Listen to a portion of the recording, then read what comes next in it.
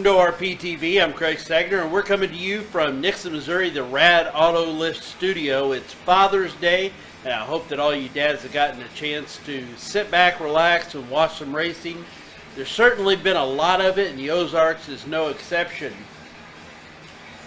Start off, probably the biggest event of the weekend is one of the bigger payouts for one of the tracks I've seen in a while, and that is the Lake Ozark Speedway. They had the special street stock spring fling this weekend. Friday and Saturday, a two-day event. Friday, it paid $750 to win. So Danny Womack comes in from Bixby, Oklahoma, wins that event. $750, that's a good payday. Then Saturday comes back for the $4,000 payout and wins that one also. So his trip from Bixby, Oklahoma nets him $4,750. Now, we're not foolish. We know that that's a drop in the bucket compared to what he spends on his car, but that's a really sweet payday for coming over. That makes for a great Father's Day weekend to knock out almost $5,000 in winnings at Lake Ozark Speedway. Shouldn't go unmentioned either, though. Some great dominating performances also in the Hornets class. Dakota Gerard wins the Hornets feature and the Hornets dash both Friday and Saturday. So Dakota Gerard with 4 wins that weekend, this past weekend. So a fantastic job by Dakota. Also, Friday night in the modifieds, it was Ryan Middaugh. I hope I'm saying Ryan's last name right. He won 2 modified classes, so he had 2 wins. Friday night, you basically had 3 drivers winning everything. You had Danny Womack, Dakota Gerard, and Ryan Middaugh. Friday night, they pretty much run everything. Saturday, again, you have Womack with the $4,000 win, Gerard with the Hornets. The B-Mod A feature, Galen Hassler wins that one. The B feature, Tyler Brown. So congratulations to all those guys, especially Donnie Womack. Big win for this weekend. Move over to, just to let you know, kind of a rundown. We've got a lot of the results posted already. I don't know if a lot of the tracks maybe were wanting to do their Father's Day stuff, so they had a lot of the results posted first thing this morning. Mocan had bracket racing going on. Ozark Raceway Park had a motorcycle shootout that was kind of just a test and tune, but all motorcycles. A lot of the motorcycle clubs, I think there was something like 8 clubs represented at ORP this weekend, so a lot of bikes. They had a great time. Took the evening off, and then they came back for midnight drags, which is always a huge turnout at ORP. Bonneville had bracket racing last night. Centerville had the Street Pro Tree bracket on Saturday night. Today they're running their bracket series. Bolivar is running today. This has got to be one of the special events. It's the tribute to 75, and of course if you're over the age of 30, 40 years old, you know 75 is Larry Phillips, a Hall of Fame Ozarks racing legend. I know he ran later on, he ran a different color. I think it's a red and white car, but for me, Larry Phillips will always be the white car with blue and gold. Those 3 colors, and the 75 will always be Larry Phillips to me at the Ozark Empire Fairgrounds, which also brought up, we would see Mark Martin and Rusty Wallace. Those guys would race out there a lot. Now, of course, you would get Schrader and some of the guys come in, but Rusty Wallace, Mark Martin, and Larry Phillips were they were the guys at that time. And then, of course, Terry Phillips, whose car we have right here, is a legend also. Just at the time that Larry did it, he was absolutely the best, almost unbeatable. I-44 Speedway last night run their Hillbilly 50 and the Twin 125, or Twin 25 lap pro late model races. Midway had a $777 B mod to win race. We've got that posted, the results. Legit ran Saturday night. Lucas Oil ran last night. They announced and crowned their mid-season champions, so you can find those results on our page. Nevada ran last night, as did Springfield Raceway. Over on the pro circuit, NASCAR had the weekend off. It's kind of an odd deal that they would not race on Father's Day, it seems to me. But the Truck Series ran last night, and the Xfinity cars are running today, and that's in Iowa. So the Iowa, I believe it was 200 yesterday and 250 today. So it's a truck and Xfinity weekend for NASCAR. NHRA is running Bristol right now. AMA Supercross, or Pro Motocross. Supercross is typically the indoor, and motocross is the outdoor. It's the same riders mostly. It's the same thing, except that the motocross is a longer outdoor track, and Supercross is the indoor or a stadium track, usually a little tighter, bigger jumps, that kind of thing. And I keep wanting to say Supercross because that's just kind of what we always called it. So the AMA Lucas Oil Motocross was at Mount Morris, Pennsylvania, the High Point Nationals. Of note, in the 250 class, Zach Osborne, who has been pretty dominant and was during the Supercross season. This is race number, I believe, number 4 of the year of 12. He's out with injury. He's done for the year, so that opens up the door. Plessinger, both wins yesterday. He was pretty dominant.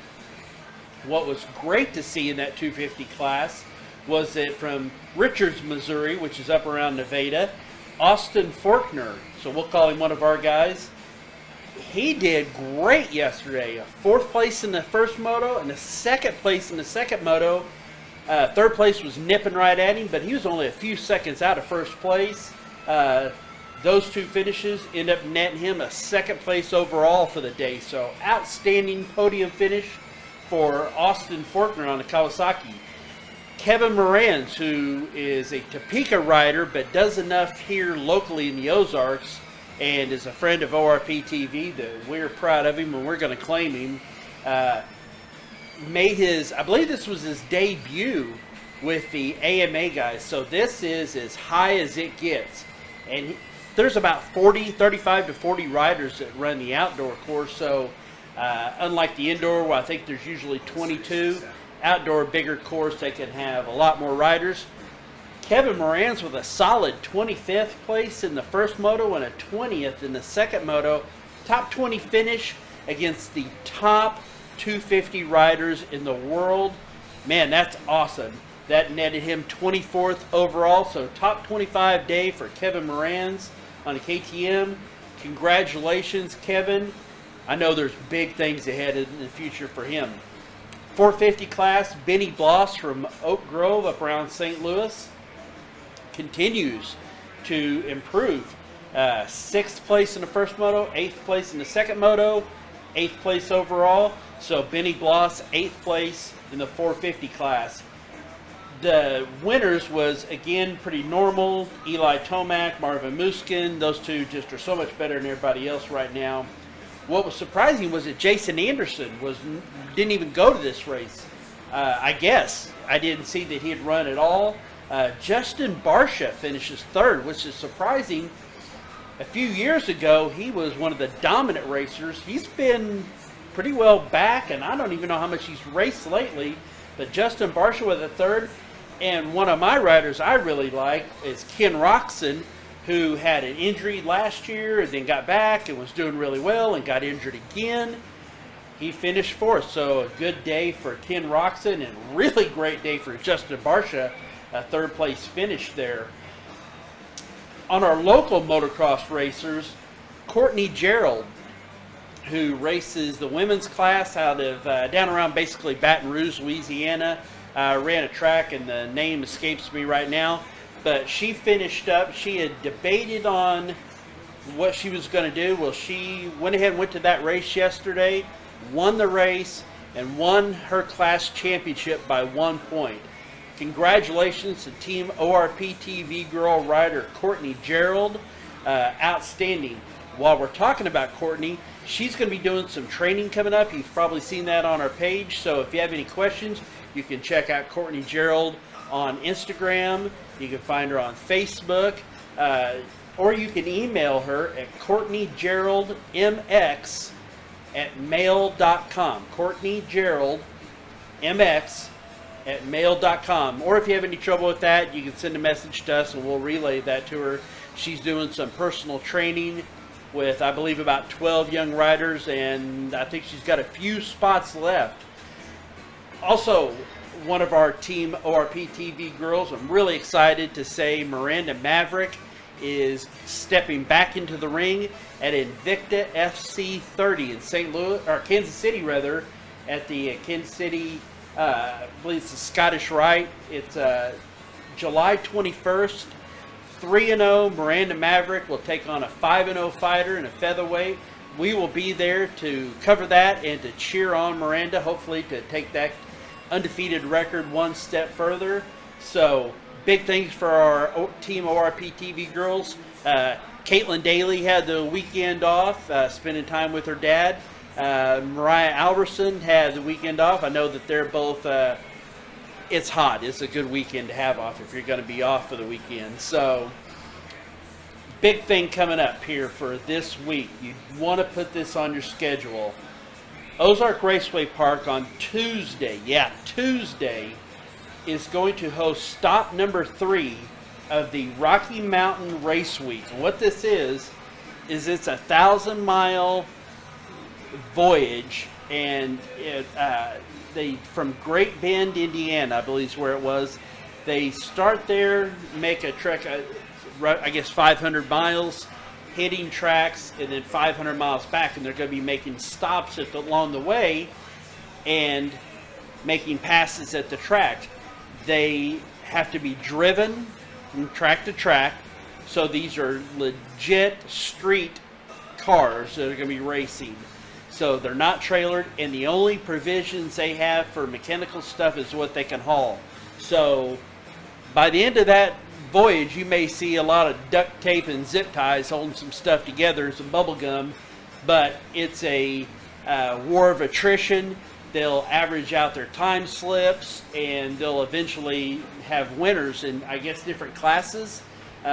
180 cars are signed up for this. It's stop number 3 on the Rocky Mountain Race Week Tour. It's Tuesday at Ozark Raceway Park in Rogersville. Gates open at noon. Racing will run from 3 to 9. So this won't be a bracket style setup.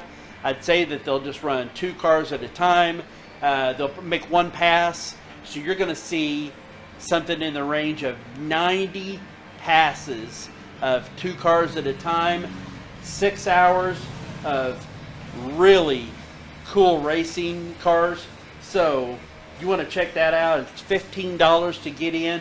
Well worth that. Gates open at noon, so you got some time to visit with some of the drivers and check out their cars.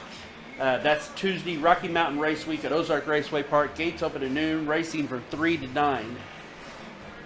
As always, we want to thank our sponsors, Rad Autolist for the studio, Schaefer Motors in Lebanon, Missouri, Sigs and Swigs in Nixa, one of my favorite places to pick up my favorite beverages, D&D Concrete, Quality Truck Sales and Quality Detail Services in Stratford, Josh's Mobile Auto Repair and more in Mountain Home, Arkansas, Precision Lawn Care, JK Auto Repair in Ozark, Rebel Saints Barber and Style in Nixa, Missouri, and our newest, my new pals, Collins Studio Tattoos, where they're working on my sleeve here of decals. Go see Trevor, Cole, and Kelsey. Let them tattoo you up. They do whatever it is that you want done. One of the 3 of them can tackle that and take good care of you and make you look sharp, whatever style of tattoo it is you want to get done. We thank all of our sponsors. We hope you've had a great Father's Day. For ORPtv, I'm Craig Stegner. We'll see you back here again next week.